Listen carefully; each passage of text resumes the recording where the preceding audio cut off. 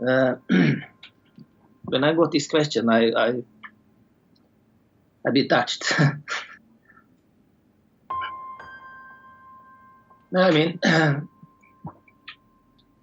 this is the biggest thing we can do. Other people.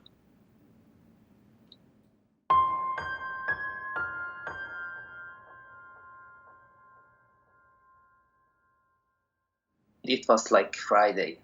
On Tuesday, we had the rebuilt machine, all the glue application, all the elastics and so on. And after, so to say, 3-4 days, we was able to produce prototype. So the first mask we produced, it's 2 layers, simple, and put it.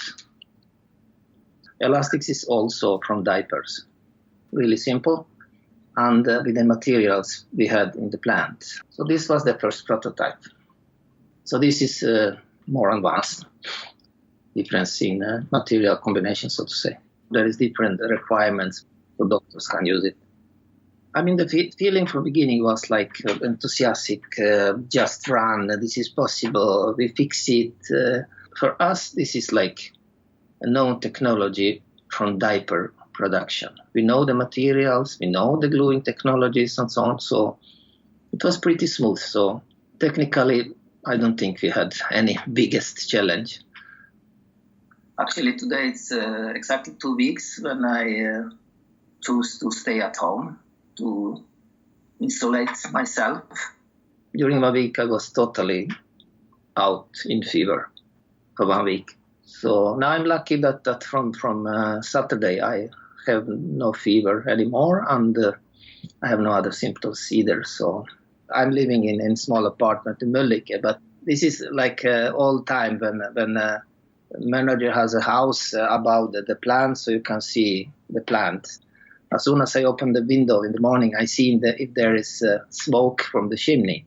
So if smoke is coming from chimney, then I know that paper machine is working. If there is no smoke, then I get worried and start to think.